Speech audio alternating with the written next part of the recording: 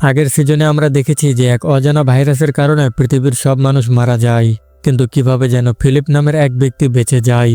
সে অন্য কোনো মানুষের খোঁজে এদিক ওদিক ঘুরে বেড়াতে থাকে। আর এরপর ক্যারল, মেলিসা, টড এবং আরও 2 মেয়ে গেইল, এরিকা আর এডির সঙ্গে দেখা হবার পর কি কি হয় সেটা তো তোমরা আগের ভিডিওগুলোতেই দেখেছো। আর যদি না দেখে থাকো তাহলে আগে ওই ভিডিওগুলো দেখে আসো। লিংক এই ভিডিওর ডেসক্রিপশন বক্সে পেয়ে যাবেন। আর ওই ভিডিওগুলো দেখে থাকলে এই ভিডিওটা কন্টিনিউ করুন। সিজন 2 শুরু হয় সেখান থেকেই, যেখান থেকে সিজন 1 শেষ হয়েছিল। এরপর আমরা একটি জনশূন্য শহর দেখি, যেখানে একটি বড় বিমান রাস্তায় ঘুরে বেড়াচ্ছে। সেখান থেকে ক্যারল বেরিয়ে একটি শপিং মল থেকে কিছু জিনিসপত্র নিতে যায়। আর বিমানের ভেতরে ফিলিপ সবগুলো বোতাম চাপতে থাকে। কিভাবে এটা উড়বে সেটা বোঝার চেষ্টা করছিল, কিন্তু কিছুই বুঝতে পারে না। ঠিক তখন ক্যারল এসে বলে, এবার আমি চালাবো। ফিলিপ বলে, এটা মেয়েদের কাজ না। এরপর সে এক বোতামে চাপ দেয়, সঙ্গে সঙ্গে একটি নিউক্লিয়ার বোমা প্লেন থেকে নিচে পড়ে যায়। এরপর তারা সামনে এগিয়ে যায়। পথে ক্যারল তাকে জিজ্ঞেস করে, আমাদের কি বোমাটা তুলে নেওয়া উচিত ছিল না? ফিলিপ হেসে বলে, আরে বাদ দাও, আমাদের ছাড়াই এই শহরে আর কেউ নেই, তাহলে তুমি আমাকে অযথা কষ্ট করাচ্ছ কেন? ফিলিপ এমন বলতে ক্যারলও তার কথায় রাজি হয়ে যায়। এরপর তারা দুজন আবার নিজেদের বাসায় ফিরে আসে, যেটা আসলে ছিল একটা হোয়াইট হাউসে। এখন তাদের করার মতো তেমন কিছুই ছিল না, তাই তারা একটা প্লাস্টিকের সুইমিং পুল ভর্তি করে ফেলে মদ দিয়ে। তারপর সেই পুলেই গোসল করে, আবার সেখান থেকে মদ পান করে। এইসব দেখে বোঝাই যাচ্ছিল ফিলিপ ধীরে ধীরে ক্যারলকেও নিজের মতো করে ফেলেছে। এরপর সময় কাটানোর জন্য তারা পুরো বাড়িতে ভাঙচুর শুরু করে। রাতে ফিলিপ তার খেলনা বন্ধুদের নিয়ে একটা মিটিং ডাকে এবং নিজেকে দেশের সরকার ঘোষণা করে দারুণ এক ভাষণ দেয়। অন্যদিকে ক্যারল সুন্দর সুন্দর পোশাক পরে সবকিছুই উপভোগ করছিল। রাতে তারা সোহাগরাত পালন করে।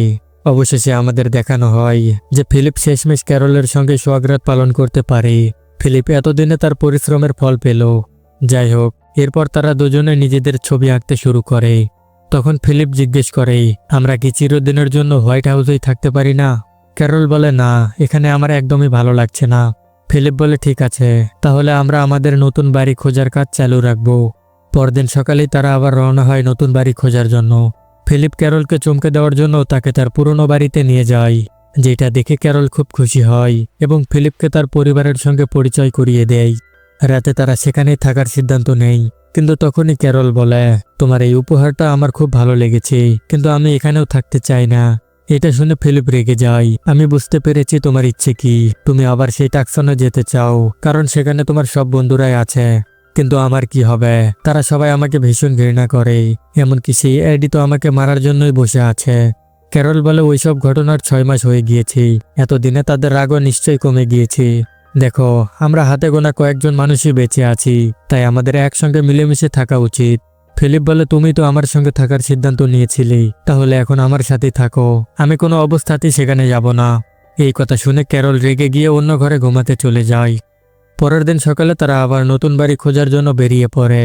ক্যারল তখনও রেগেছিল, তাই সে গাড়ির পেছনের সিটে গিয়ে বসে পড়ে। কিছুক্ষণ পর ফিলিপ যখন একটি পেট্রোল পাম্পে গাড়িতে তেল নিতে থামে, তখন ক্যারল তাকে না জানিয়েই গাড়ি থেকে নেমে পড়ে এবং পাশের একটা দোকানে জিনিসপত্র দেখতে থাকে। কিন্তু ফিলিপ বুঝতেই পারে না যে ক্যারল নেমে গিয়েছে। সে গাড়ি চালু করে সেখান থেকে চলে যায়। ক্যারল এইটা দেখে তার পেছনে দৌড়ায় এবং তাকে থামানোর জন্য আকাশে গুলি ছোড়ে, কিন্তু কোনো লাভ হয় না, কারণ ফিলিপ গাড়িতে জোরে গান বাজাচ্ছিল।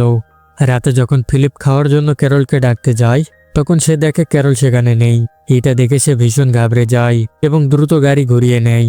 ম্যাপে চেক করে দেখে শেষবার সেই স্পিডি নামের এক পেট্রোল পাম্পে থেমেছিল।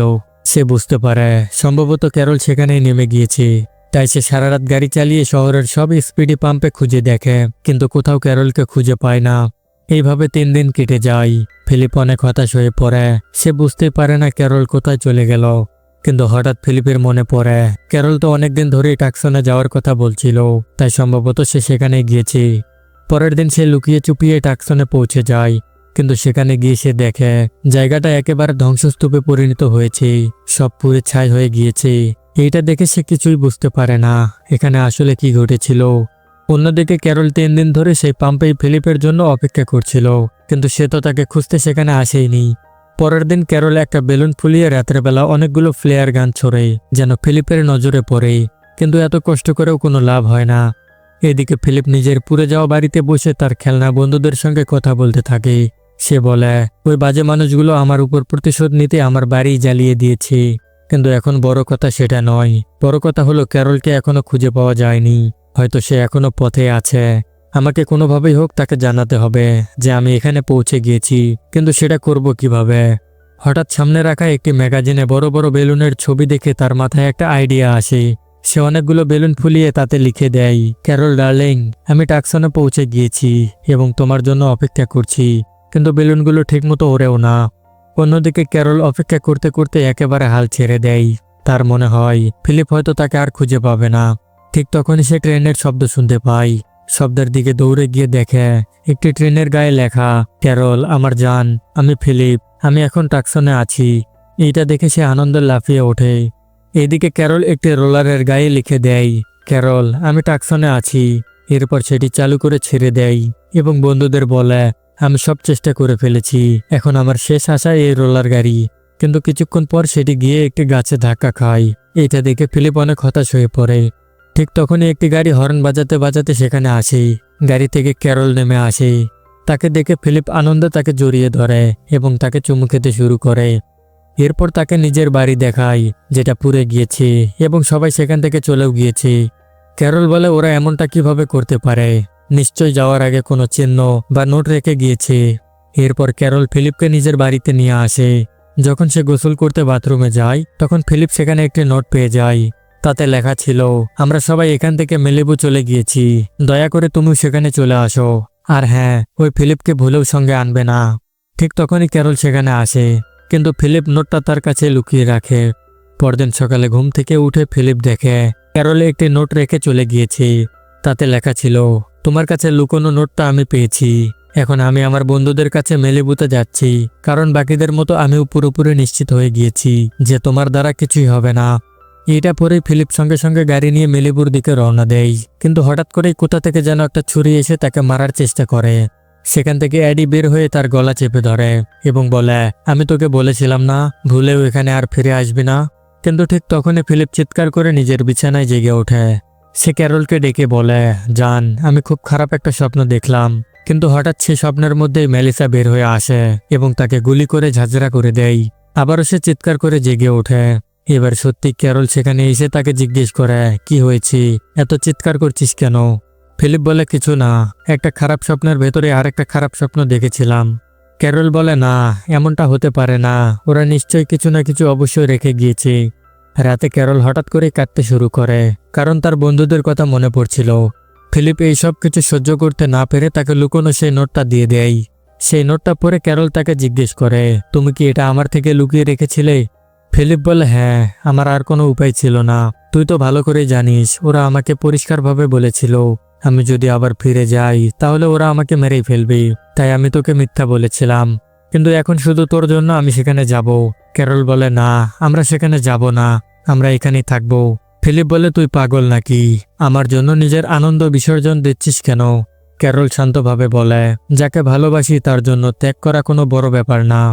ফিলিপ হেসে বলে, ঠিক আছে, তাহলে এই কথায় একটা পার্টি হয়ে যাক। এরপর তারা দুজন মিলে অনেক মদ খেয়ে ফেলে, কিন্তু অতিরিক্ত নেশায় ক্যারল অজ্ঞান হয়ে পড়ে। পরের দিন সকালে তার যখন জ্ঞান ফেরে, সে নিজেকে ফিলিপের চলন্ত গাড়ির ভেতরে দেখে। সে সামনে গিয়ে বলে, আমার মানা করার পরও তুমি আমাকে মেলিবু নিয়ে যাচ্ছ, তাই না? ফিলিপ বলে, তুই তো বলেছিলি ভালোবাসায় ত্যাগ করা বড় কিছু না, কিন্তু বুঝতে পারছি না ওদের খুঁজে পাবো কিভাবেই।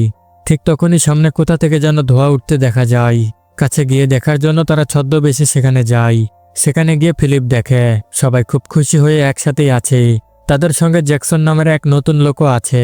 ফিলিপ ক্যারলকে জিজ্ঞেস করে, ওদের সামনে যাওয়ার সাহস পাচ্ছি না। ক্যারল বলে, ঠিক আছে, আগে আমি যাই, ওদের রিয়াকশন দেখি, তারপর তুই পেছন থেকে আসিস। ক্যারল চুপি চুপি সেখানে গিয়ে জ্যাকসনকে চমকে দেয়। হঠাৎ করে চমকে গিয়ে তার বুকে ব্যথা ওঠে এবং হার্ট অ্যাটাক করে সে সেখানেই মারা যায়। এরপর জ্যাকসনকে দাফন করা হয়। সবাই একে একে তার সম্পর্কে 2 লাইন কথা বলে। যখন ক্যারলের পালা আসে তখন সে বলে, ভাই জ্যাকসন, ঈশ্বর করুক তুমি স্বর্গে যাও, তবে নরকেও যেতে পারো, কারণ আমি তোমাকে চিনতাম না, আমি জানি না তুমি কেমন মানুষ ছিলে। এদিকে ফিলিপ অনেকক্ষণ ধরে সবকিছু দূর থেকে দেখছিল। পরে ক্যারল তার কাছে ফিরে আসে। ফিলিপ জিজ্ঞেস করে যে লোকটা হঠাৎ করে মারা গেল কিভাবে। ক্যারল বলে তার নাম জ্যাকসন, আর এরিকা তাকে খুব ভালোবাসতো। ফিলিপ বলে ওইসব বাদ দে, এটা বল আমি কি ওদের সঙ্গে দেখা করতে পারি? ক্যারল বলে না, এখন না। জ্যাকসনের মৃত্যুর কারণে সবাই খুব দুঃখে আছে। ফিলিপ বলে তার মানে তুই এখনো ওদেরকে আমার ব্যাপারে বলিসনি? ক্যারল বলে না, এখনো বলিনি, তবে সময় এলে অবশ্যই বলবো। এরপর সে মেলিসার সঙ্গে কথা বলতে যায়। মেলিসা তাকে দেখে খুব খুশি হয়। সে বলে, ভালোই হয়েছে তুমি রেখে যাওয়া নোটটা পেয়েছো, আমি তোমাকে খুব মিস করছিলাম। আচ্ছা ফিলিপ কোথায়, সে কি তোমার সঙ্গে আসেনি? এই প্রশ্নের উত্তর এড়াতে ক্যারল ইচ্ছে করেই চায়ের কাপ নিজের গায়ের উপর ঢেলে দেয়। তারপর সে বলে, আমি 2 মিনিটের মধ্যে এটা ধুয়ে আসছি, তারপর কথা বলবো। বাথরুমে যখন সে নিজের টি শার্ট পরিষ্কার করছিল, তখন সেখানে অ্যাডি আসে। সে জিজ্ঞেস করে, জান কেমন আছো? ক্যারল বলে, সরি, সেই দিন তোমাকে না জানিয়েই চলে গিয়েছিলাম। ঠিক তখনই গেইল সেখানে আসে। ক্যারলকে জ্বালানোর জন্য সে ইচ্ছে করেই অ্যাডিকে সামনে দাঁড়িয়ে চুমু খায়, যেন ক্যারলকে সে দেখাতে পারে যে অ্যাডি এখন তার সঙ্গে। পরে সবাই একসঙ্গে বসে কথা বলছিল। তখন এরিকা জ্যাকসনকে মনে করে কাঁদছিল। টড ক্যারলকে বলে, শেষবার যখন তোমাকে দেখেছিলাম তখন তুমি ফিলিপের জন্য খাবার নিয়ে যাচ্ছিলে। অ্যাডি জিজ্ঞেস করে, তুমি কি ফিলিপের সঙ্গে থাকছিলে? ক্যারল বলে, হ্যাঁ, আমি তার সঙ্গে থাকতাম। গেইল বলে, ভালোই হয়েছে তুমি ওকে এখানে আনোনি। মেলিসা বলে, কোথাও ফিলিপ তোমাকে কিডন্যাপ করেনি তো? তোমার মতো মেয়ে ওই গাদার সঙ্গে কিভাবে যেতে পারে? ক্যারল বলে, না, আমি নিজের ইচ্ছেতেই তার সঙ্গে গিয়েছিলাম। তখন এরিকা জিজ্ঞেস করে, তাহলে কি তুমি ওকেও আমার জ্যাকসনের মতো চমকে মেরে ফেলেছো? ক্যারল তখন বলে, না, সে তো নিজে নিজেই মারা গিয়েছে। এই কথা শুনে সবাই চমকে ওঠে। পরে ক্যারল সব কথা ফিলিপকে গিয়ে জানায়। ফিলিপ রেগে গিয়ে বলে, তোর মাথায় গোবর ভরা নাকি? ক্যারল বলে, আরে ভুল করে মুখ ফুসতে বেরিয়ে গিয়েছে, তুই চিন্তা করিস না, আমি সবকিছু ঠিক করে দেব, আমাকে শুধু একটু সময় দে। ফিলিপ বলে, ঠিক আছে, কিন্তু ওই কালুয়া অ্যাডি যখন তোকে সিঙ্গেল ভেবে আবার তোর কাছে আসার চেষ্টা করবে তখন তুই কি করবি? ক্যারল বলে, ওইসব নিয়ে একদম চিন্তা করিস না, এখন অ্যাডি গেইলের সঙ্গে আছে। এরপর ক্যারল টড আর মেলিসার কাছে ফিলিপকে ভালো প্রমাণ করার চেষ্টা করে। সে একটা ছবি দেখিয়ে বলে, আমরা পাহাড়ের উপরে একটা শেল্টারে গিয়েছিলাম, আমি আগের মতোই উল্টাপাল্টা কাজ করছিলাম, হঠাৎ আমার ভারসাম্য হারিয়ে নিচে পড়ে যাচ্ছিলাম। ফিলিপ আমাকে বাঁচাতে ছুটে আসে, কিন্তু তখন তারই ভারসাম্য হারিয়ে যায় আর সে সরাসরি খাদে গিয়ে পড়ে মারা যায়। এই কথা শুনে টড কুকুরের মতো কাঁদতে শুরু করে। ক্যারল জিজ্ঞেস করে, তুমি কি ফিলিপের জন্য কাঁদছো? টড বলে, না রে, হঠাৎ করে জ্যাকসনের কথা মনে পড়ে গেল। ক্যারল বলে, একদিন তুমি ফিলিপের জন্যও কাঁদবি। টড বলে, এটা কোনোদিনও হবে না। ক্যারলের এই পরিকল্পনাও ব্যর্থ হয়। তখন সে অন্য উপায় ভাবতে থাকে। সমুদ্রের ধারে গিয়ে বালুর উপরে ফিলিপের নাম লিখে কাঁদতে থাকে। ঠিক তখনই অ্যাডি তাকে সান্ত্বনা দিতে সেখানে আসে এবং তাকে জড়িয়ে ধরে চুমু খেতে যায়, কিন্তু ক্যারল সঙ্গে সঙ্গে তাকে থামিয়ে দেয়। এরপর সে এই ঘটনাও ফিলিপকে গিয়ে জানায়। ক্যারল বলে, ওই কালুয়ায় এখনো আমার পেছনেই লেগে আছে, সমুদ্রের ধারে সে আমাকে চুমু খাওয়ার চেষ্টা করেছিল। এটা শুনে ফিলিপ অবাক হয়ে যায়। তখন ক্যারল তাকে একটা ওয়াকি টকি দিয়ে বলে, আমি যখন সিগন্যাল দেব তখন তুমি কোনো ভয় না পেয়ে সবার সামনে চলে আসবে। ফিলিপ বলে, না রে, ওরা আমাকে মেরেই ফেলবে। ক্যারল বলে, না, ওরা মারবে না, আর যদি মারতে যাই তাহলে আমি তোমার সঙ্গে আবার টাকসনে ফিরে যাব এবং আর কখনো এখানে আসব না। এরপর সে আবার সবার কাছে যায় এবং সবাইকে একত্র করে ফিলিপের সম্পর্কে ভালো ভালো কথা বলতে বলে। তখন টড বলে, আমি কখনো ভুলতে পারবো না, সে আমাকে মরুভূমিতে মারার জন্য নিয়ে গিয়েছিল। অ্যাডিও বলে, আমিও ভুলবো না, সেও আমাকে মারার চেষ্টা করেছিল। মেলিসা বলে, আমিও ভুলবো না, সে নানা ধরনের কৌশল করে আমার সঙ্গে সোহাগরাত করার চেষ্টা করেছিল। গেইল আর এরিকাও বলে, আমরাও ভুলবো না, সেই গাধা মিথ্যে বলে আমাদের সঙ্গে সোহাগরাত করার চেষ্টা করেছিল। এইসব কথা শুনে স্পষ্ট বোঝা যায় তারা সবাই ফিলিপকে ভীষণ ঘৃণা করে।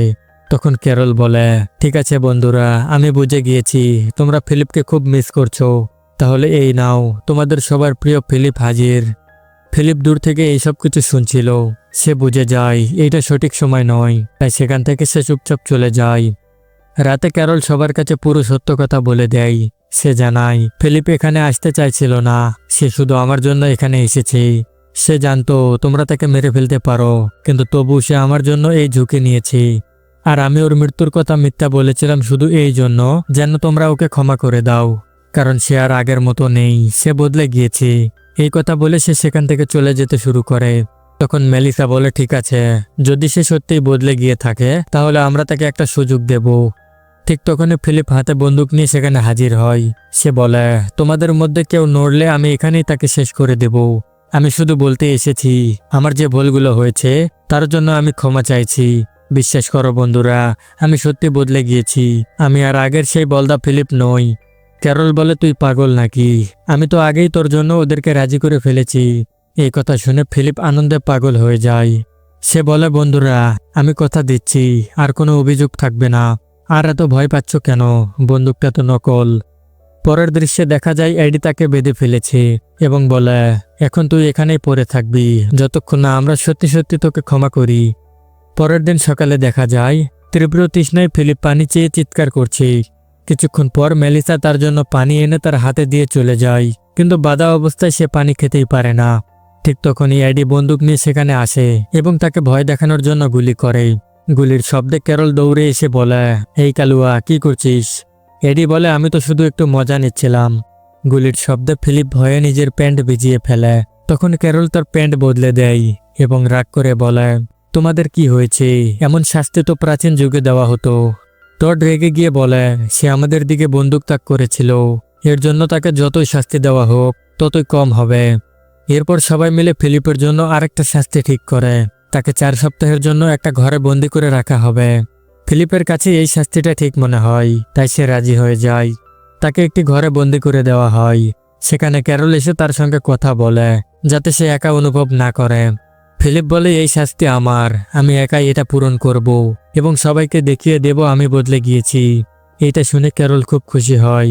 কিছু ঘন্টা পর তারা ফিলিপকে ঘর থেকে বের করে আনে এবং তার গলায় কুকুরের মতো একটি লেশ পরিয়ে দেওয়া হয়।